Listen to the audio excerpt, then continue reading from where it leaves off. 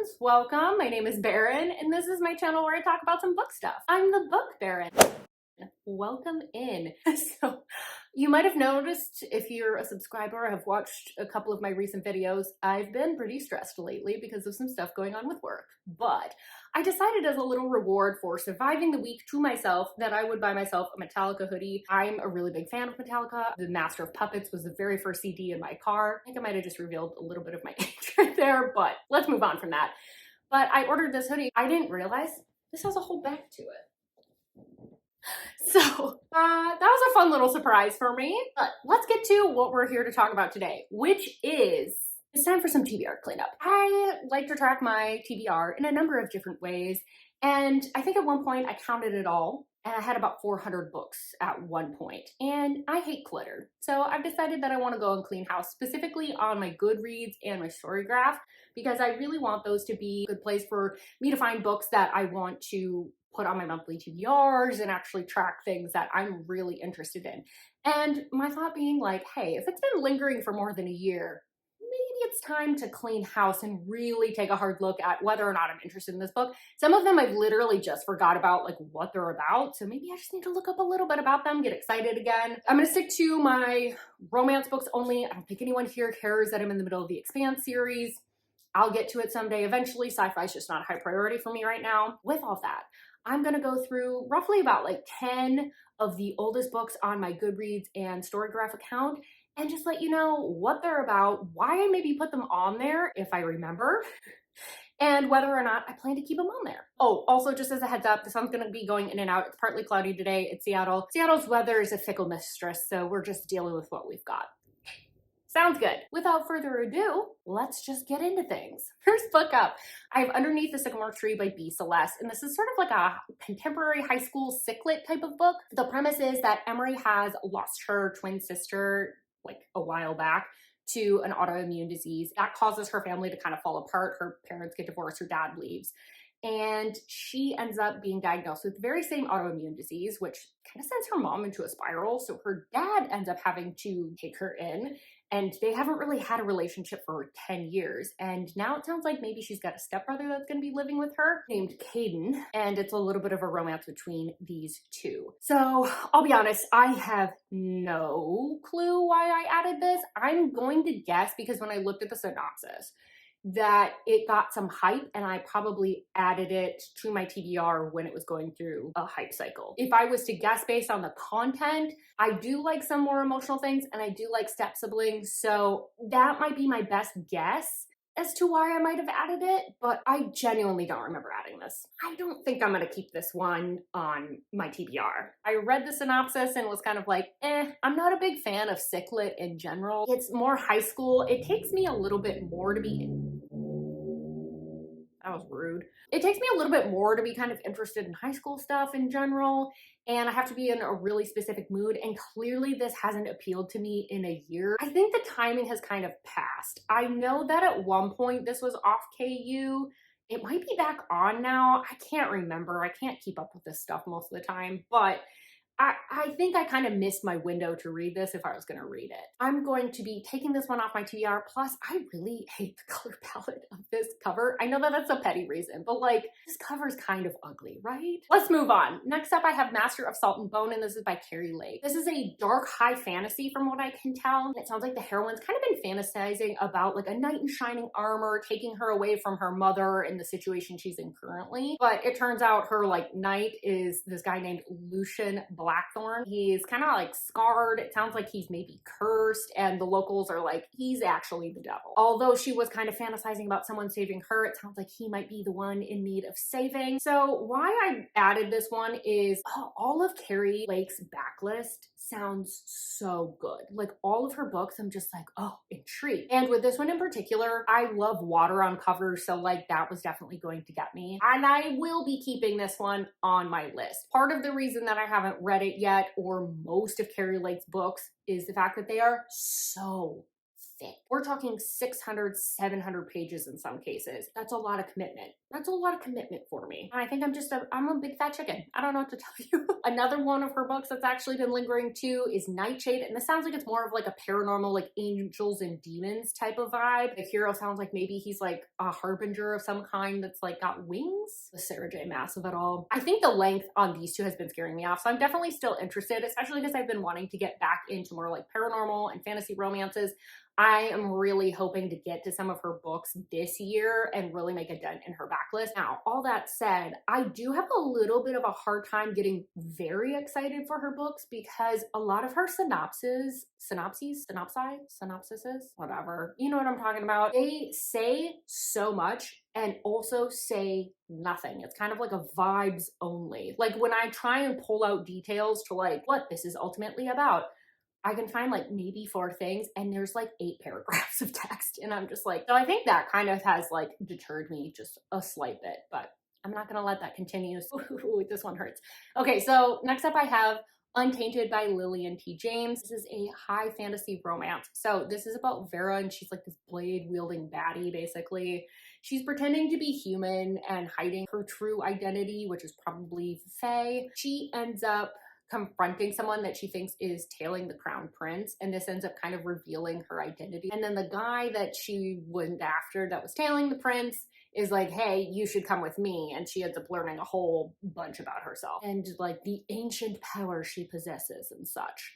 So why this was on my radar. So I got as a gift a special edition of this and What Lies Beyond the Veil because I'm a big fan of What Lies Beyond the Veil. I really like that series. So I kind of figured that this would be one, because they were paired together in this box, that I would end up really liking. I just can't say that I'm that interested in this. This sounds just like a little bit too generic for me. And I am not a fae bitch, more of a paranormal girl. So when people are like, it's a fae fantasy, it's not the thing that pulls me in. To me, like, fae is just like hot people with powers. Like, you know, maybe if I really get in a fantasy mood, I'd come back to this, but I think I'm gonna remove this from my TBR for now. Ooh, next up we have Steel King, and this is by Devney Perry. So this is like an MC romantic suspense type of book. This is about an MC that is believed to be disbanded, but the heroine of this book like isn't convinced, and she's this investigative journalist type of gal. Well, I don't think she's an investigative journalist. I think she's a journalist for the small town paper, and she's kind of like,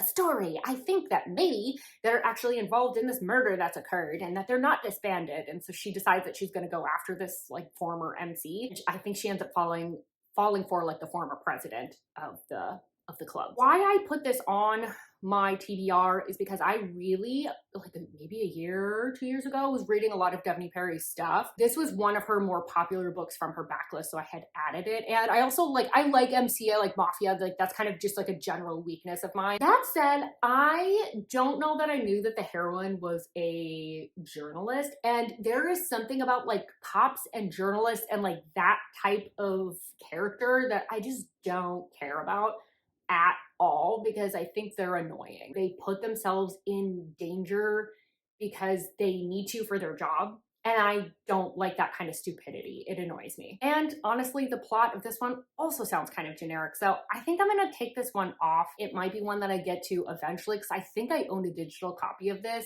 but it's not one that I'm prioritizing in any way. All right, next up we have Until You by Katharina Mora. This is a contemporary romance, and it's, I think, a little bit on the forbidden side, or it's supposed to be anyway. But the heroine is down on her luck. It sounds like she lost her apartment and her job, so her options are to like move in with her brother, or she can try and get a job with his best friend named Grayson. And then when they start working together, Grayson realizes that she is the woman behind this vigilante platform and someone he's been falling for online. But he can't because she's off limits, and I'm assuming that's because it's his best friend's younger sister. I feel like that's a good guess though, right? So I added this because at the time, I know Katharina Mora was kind of starting to like blow up, and I was like excited because I was like, I love seeing women in STEM in books.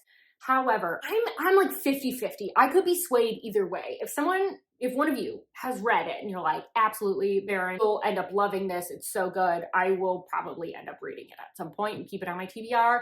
But at the moment, I kind of think I'm gonna pull this one off. As much as I love seeing women in STEM on the page, I have a pet peeve when it comes to how hacking is usually talked about and represented on page or in like even in shows and movies. When I watch it, I'm just like, that's not how it works. I have a feeling that unless Katharina Mora has a tech background, I'm gonna guess that she's probably gonna get some things wrong and it's gonna bug me. So I know that that's super, super nitpicky, but it's just like one of those things that makes me roll my eyes every time I see it because it's like so over sensationalized. That's a whole rant for another time. So that's kind of how I'm feeling right now. But like I said, if one of you has like a convincing argument, like maybe I can look past it. All right, next up we have Optimus Guide to Heartbreak, and this is by Jennifer Hartman. This is more of like a contemporary romance. I think it's kind of got like more of an emotional spin because we've got our heroine and she ends up buying the house of her deceased friend who used to be her neighbor. I think I got that all correct. So now she's back in town, but she also kind of like just blew up her life and like bought this house, and now she's kind of like scrambling. So she's like, I need a job. She ends up applying for a job at an auto shop that is actually owned by the deceased friend's older brother. And he's now this like grouchy, grumpy, tattooed kind of guy. Now it sounds like maybe they have some like past going on, or there's some secrets between them. There's a little something that might come out with all of this. So why I added this one, I really love Jennifer Hartman.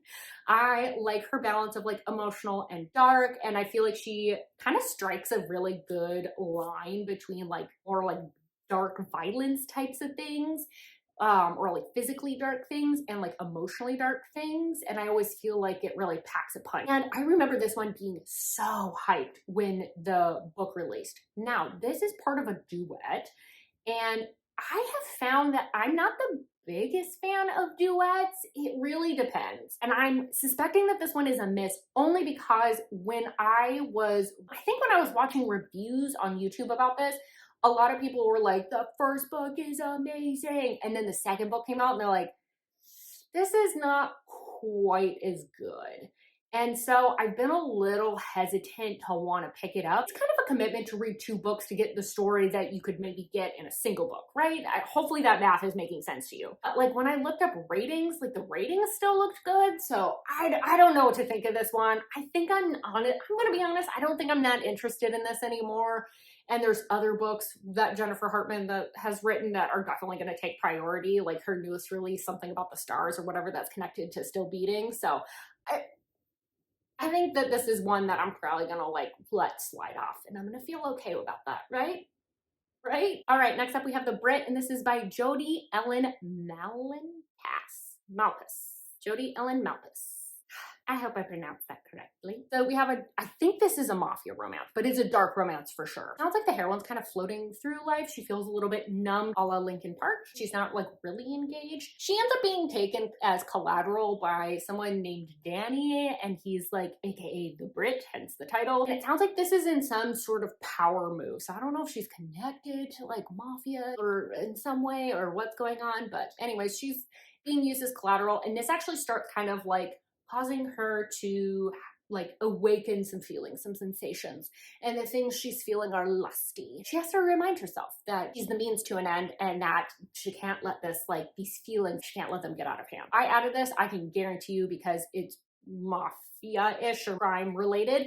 And it's capture captive. I can guarantee you that's why I added it. That's right up my alley. I do still want to read this one. This is actually one that I debated putting on my priority list for this year. It's one that every time I see the cover, I get embarrassed that I haven't read it because I feel like I should have already. And I think too, because it is part of like a bigger series and it's the first book, I feel like maybe I missed the boat a little bit on this one, but it is still one that I do want to try and prioritize. It's still one that I want to try and prioritize. Moving on, next up, we have like a slew of Mariana Zapata books. I have Underlock, which is a gal that works for a tattoo shop owner, and I think those two end up falling for each other, and it's like her brother's best friend, who's also a widow, and an ex-con, or something along those lines. There's Luna and The Lie, and I think she works at an auto garage. I think that's what this cover is. And she has kind of like built up her life, but she's got a little secret that's been lurking in the background, and it involves something with the guy that owns the shop, I believe. And then From Lukov with Love, which is the pair skating enemies to lovers romance, where the gal's kind of like teaming up with this guy that she hates, but it's her last shot at like really making it in the ice skating world. I added all of these because I really do like Mariana Zapata. I just have not been in the mood for her specific brand of slow burn and chunky books lately. And so it's one of those things that I am definitely going to read her entire backlist. That is a goal of mine at some point. I just need to be in the right mood. And so I'm going to leave all of these on my TBR. When the mood strikes me, I'm going to try and pick these books up, but I might not get to them very quickly. All right, next up I have Ivan by Sophie Lark. This is Mafia, and basically the heroine goes to assassinate the hero, and he ends up taking her captive instead. She gets really, really close, and he's like, what a ballsy lady. Actually, this is kind of hot. And then he's trying to get secrets out of her, and it's this whole thing. Why I added this, I love Sophie Lark, and I really love Sophie Lark's Mafia romances. She has a really good balance for me between the action and the romance. This is a series that I just kind of keep putting off, and I'm not really sure why. I need to just get to it. This is a pretty short book. Maybe I just need to do like a Mafia romance reading vlog again and just read some of these bad boys off my backlist, because there's been quite a few now that I've listed. But yeah, this is definitely still one that I want to get to. It's just one of those that I think it kind of slipped off my radar. Finally, the last one that we're going to wrap up with, I have Lessons in Corruption by Gianna Darlings. This is an MC reverse age gap book. The hero is the son of the MC president in his town, and it's kind of like got a lot of corruption in this town generally. And then the heroine is his, I believe it's his English teacher in high school. I added this because I actually read Welcome to the Dark Side, not realizing that it was part of a series, and then was like, oh my gosh, I should go back and like read this from the beginning. But I think I did get a little bit intimidated just because there's so many books in this series. And I felt a little bit like, once again, I had missed the boat on this one, because we're like many, many books deep, and Gianna Darling is still releasing books in this series. So I kind of feel like I'm a little bit out of it. I missed the boat on this one. So, but I love reverse age gap. So this is probably one that I'll end up liking. So I feel like that should encourage me to read it. But I want to say, it's definitely still on my list, but I just feel a little bit like it's not a high priority, just because I feel like I'm so far behind that it feels like a big commitment to want to try and read this book, let alone any books in the series. Hopefully that kind of makes sense. I don't know. Am I just throwing like an adult temper tantrum? A little bit. A lot of these are very popular books and popular authors, and like sometimes with these books, I just go, not a top priority, because I want to find other authors. I love finding a new author that I can just obsess over and like dive into their backlist, and I've heard like nothing about them, and I'm just like, now you're my new obsession. This is so amazing. That's part of why these have lingered as well. I feel like I actually cleaned up quite a few books on here. Kevin's popped down for the outro of this video just a little bit. With all that, let me know if you've read any of these books. I know a lot of these are popular. State your case if there's one that I have removed it. You're like, actually, you're gonna totally love this. It's such a good read. Also, if there's any that I am keeping that you think I'm gonna hate, let me know that too. I'd love to chat about all the things in the comments. Also, what's been lingering on your TBR, because all of us have like those books that just sit there and you're like, I'm gonna get to it, I swear. All right, and now Kevin is licking my legs, so I need to go. Don't forget to like this video if you liked it, subscribe if you want more content from me, and I really, really hope I see you on my next video. Bye-bye.